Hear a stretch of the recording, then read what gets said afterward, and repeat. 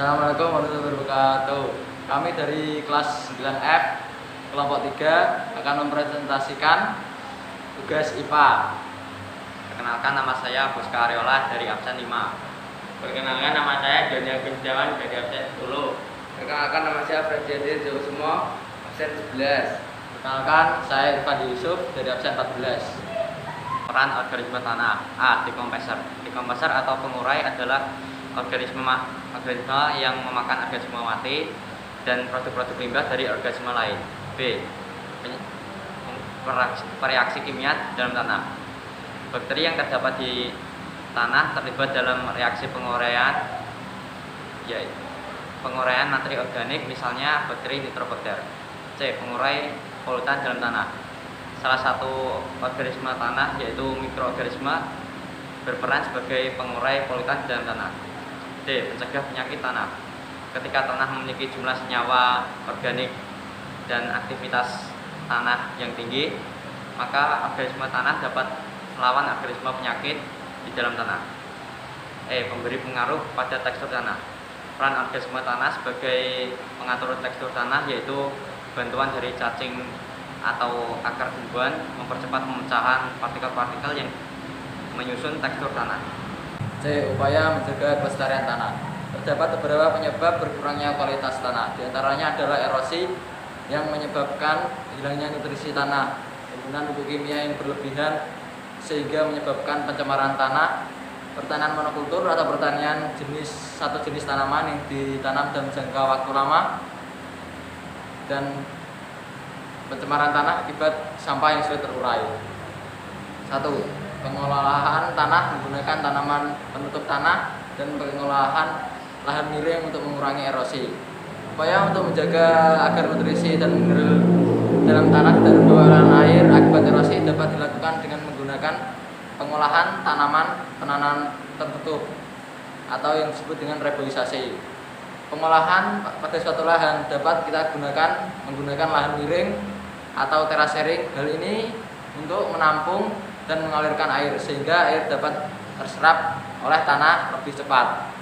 Yang kedua, mengurangi penggunaan pupuk kimia. Penggunaan pupuk kimia sesuai takaran dan waktu tertentu memang dapat meningkatkan produksi pertanian. Akan tapi jika digunakan terus-menerus akan menyebabkan pencemaran tanah. Kita dapat menggunakan pupuk organik, yaitu berasal dari sisa-sisa pelapukan tumbuhan, hewan, dan manusia. Karena pupuk organik sendiri dapat memperbaiki struktur tanah. Yang ketiga, pengolahan tanah yang tepat untuk pertanian monokultur. Pertanian monokultur merupakan pertanian satu jenis tumbuhan pada suatu lahan dalam jangka waktu tertentu sesuai dengan umur tanaman. Apabila dilakukan terus-menerus tanpa adanya pengolahan tanah yang tepat, maka dapat menurunkan kualitas tanah, sehingga kita bisa menggunakan pergiliran tanaman. Daur ulang sampah yang sudah terurai. Sampah seperti plastik, kaca, dan logam merupakan penyebab menggunakan pencemaran tanah. Memang mikroorganisme dalam tanah dapat menguraikan sampah tersebut, akan tapi dalam jangka yang waktu lama. Jika dalam jangka waktu lama terdapat sampah dalam tanah, akan menurunkan kualitas tanah. Oleh karena itu kita bisa memisahkan antara sampah yang sulit terurai dan mudah terurai. Sampah yang sulit terurai dapat kita daur ulang menjadi barang yang lebih berguna. 10A. Pengertian dan prinsip teknologi ramah lingkungan. Teknologi ramah lingkungan merupakan bentuk penerapan teknologi yang memperhatikan prinsip-prinsip pelestarian lingkungan. Teknologi tersebut bertujuan memberi kemudahan dan pemenuhan kebutuhan manusia. Teknologi ramah lingkungan bertujuan menghasilkan berbagai produk dan jasa untuk kepentingan manusia dengan memanfaatkan sumber daya alam yang dapat diperbarui dan tidak menghasilkan limbah yang membahayakan lingkungan. Selain itu, teknologi ramah lingkungan juga dapat menggunakan bahan yang dapat didaur ulang. Sumber energi kelistrikan dapat berasal dari matahari, angin, dan air. Sumber energi alternatif juga dipilih karena dapat diperbarui dan tidak mencemari lingkungan. Lingkungan sekitar kita tidak lepas dari pemanfaatan teknologi. Diakui memang Untuk bisa mendapatkan teknologi ini dibutuhkan biaya cukup mahal bila dibanding membeli peralatan dengan teknologi konvensional. Kondisi tersebut tentu menjadikan tantangan bagi kita, utamanya para pengembang, untuk menciptakan teknologi hijau yang ramah akan lingkungan, namun juga terjangkau harganya.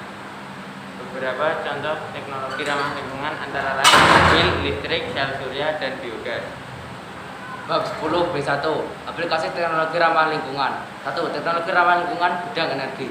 Teknologi ramah lingkungan dapat diterapkan pada bidang energi sebagai upaya mencari sumber alternatif untuk masa depan. A. Bahan bakar dari tumbuhan atau biofuel. Biofuel adalah jenis bahan bakar alternatif yang berasal dari bahan-bahan organik. Biofuel sendiri termasuk sumber daya alam yang dapat diperbarui. Biofuel ada dua, yaitu bioetanol dan biodiesel. Etanol adalah alkohol yang dibuat dengan fermentasi karbohidrat atau reaksi kimia gas alam. Biodiesel adalah bahan bakar alam yang diperbarui dari lemak nabati. Penggunaan biofuel sangat membantu kita untuk menjaga kelestarian lingkungan. Ketergantungan pada ketersediaan minyak bumi yang semakin menipis dan sisa pembakaran dari biofuel lebih ramah lingkungan. B. Biogas merupakan jenis bahan bakar alternatif yang diperoleh dari proses fermentasi bahan-bahan organik oleh bakteri anaerob atau bakteri yang hidup di lingkungan tanpa oksigen. C. Sel surya atau solar cell. Kita dapat mengubah energi cahaya matahari menjadi energi listrik dengan menggunakan photovoltaik atau PV sel, atau sering disebut solar cell atau sel surya. D. Pembangkit listrik tenaga air atau hydropower. Tenaga air atau hydropower menggunakan energi gerak atau energi kinetik dari aliran air untuk menghasilkan listrik. Hydropower merupakan sumber energi terbaru pertama yang digunakan untuk menghasilkan listrik. E. Pembangkit listrik tenaga pasang surut air, laut, dan ombak atau ocean power. Kita juga dapat menghasilkan listrik dari aliran air yang berasal dari pasang surut air laut dan ombak. Beberapa pantai dan muara level ketinggian air dapat naik atau turun hingga 6 meter bahkan lebih. Bendungan dibangun melintasi bibir pantai atau muara untuk mengambil energi pada aliran air laut ini untuk digunakan sebagai hydropower. F. Pembangkit listrik tenaga angin atau wind power. Ada dua jenis wind power, yaitu pembangkit listrik tenaga angin yang dibangun di daratan dan dibangun di pantai.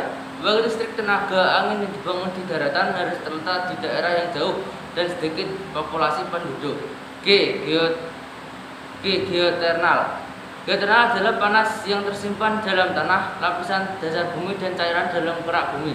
Geothermal dapat digunakan untuk memanaskan, mendinginkan bangunan, dan menghasilkan listrik.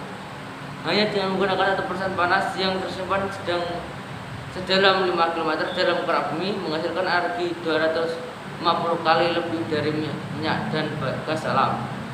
Energi geothermal merupakan panas yang tersimpan dalam tanah, lapisan dasar bumi, dan cairan kerak bumi. Fuel cell dan hydrogen power. Matahari menghasilkan energi yang menjaga keberlangsungan hidup di bumi melalui penggabungan inti atau fusi atom-atom hidrogen. Hidrogen merupakan unsur kimia yang sederhana dan paling banyak di alam semesta.